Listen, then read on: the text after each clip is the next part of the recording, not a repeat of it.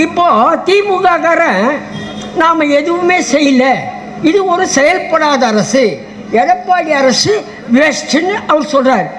இவனே செயல்படாத தலைவர்ன்ட்டு தான் இப்போ பேர் வச்சுன்னுக்கிறான். இவர் தான் இப்போ அவங்க அப்பாவுக்கு பிறந்த நாள் கொண்டாரு. அதுக்கு பிறந்த நாள் கொண்டாடினா என்ன, கொண்டாடலன்னா என்ன? இப்போன்னா அது ஏதாவது பண்ணுதா? அது தேர் இஸ் நோ ஆக்ஷன். அவர் காலையில் எழுந்து உட்கார சேரில் எடுத்துன்னு போய் உட்கார வைக்கிறாங்க.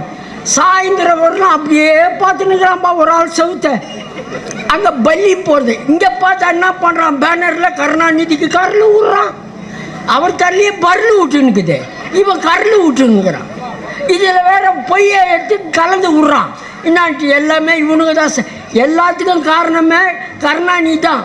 அதனால தான் அவர் பேசாத ஆகிட்டார். இப்போ அவன் புள்ள என்ன பண்ணுறான்னா, காவிரியை மீட்டே தீரும்னு அடமானம் வச்சுக்கிறாங்க. எந்த மாரோட்டிகளில் தான் அடமானம் வச்சுக்கிறான்?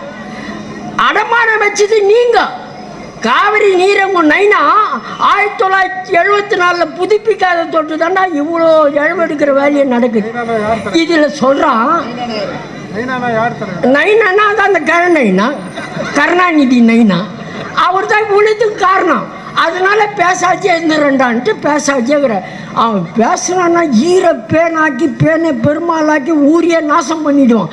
அதனால தான் கடவுள் அவனுக்கு பேச்சே இல்லாத பண்ணிட்டுக்கிறார். அது மோடி கூட வந்தார். உனக்கு போய் மோடி வந்துக்கிறார், மோடி வந்துக்கிறார். அவருக்கு நான் மோடி வந்தான்னா ஜாடி வந்தான்னா அவன் பார்க்குற செவத்தை பார்த்துக்கினேக்கிறான். இவன் வெளியே வந்து கலைஞர் அவர்களை மோடியே பார்த்தார் பேசினாரா? நான் கேட்கறது தான். சும்மா இந்த பழைய ஜோக்கெல்லாம் போடாது. நீங்கள் பழைய சோறுறா, எங்களுக்கு தெரியும். வெட்டு சோறு ரசத்துக்கு தகராறு. நீ ஒன்றுமே செய்யலை. காவிரியில் ஒரு மயிரை கூட பிடுங்காதவன் யாரான்னா திமுக காரன் தான். நீ வெடிக்காத துப்பாக்கி வெட்டு நீ வந்து சொல்கிற எங்களை பார்த்து இது சாதிக்கக்கூடிய சர்க்கார் பார்த்தியா எடப்பாடின்னு. இப்போ அவர் பவர்ஃபுல் பாடி ஆகிட்டார், நீ வீக் பாடி ஆகிட்ட. இன்னும் கொஞ்சம் நாளில் டெட் பாடியாகவே ஆகிட போறீங்க பாருங்க. அவர் பண்ணின்னுக்கிட்டு அந்த மாதிரி இப்போ சொல்கிறான். மோடிக்கு அழுத்தம் தரல, நான் அவர் எடுத்துன்னு போய் சவுத்துல அமுக சொல்கிறியா? அழுத்தம் ஊற்றிட்டு யார் மௌனம் உள்ளே போகிறது? எப்படி மூச்சு விட்றான் பாரு நம்மள.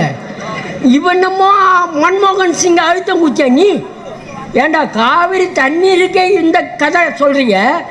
இலங்கையில் 1,88,000 பேரை ஒரே நாளில் கொண்டான அன்றைக்கி உங்கள் நைனா அந்த கட்டில் தூக்கின பீச்சுக்கு போய் 8 தலைகாணி சார். நான் கூட நினச்சேன் இந்த உண்ணாவத்தில் சாகும் வரைன்ட்டான், செத்தாக தான் ஏந்துக்கு பார்ப்போம், தூக்கின்னு தான் போன போல.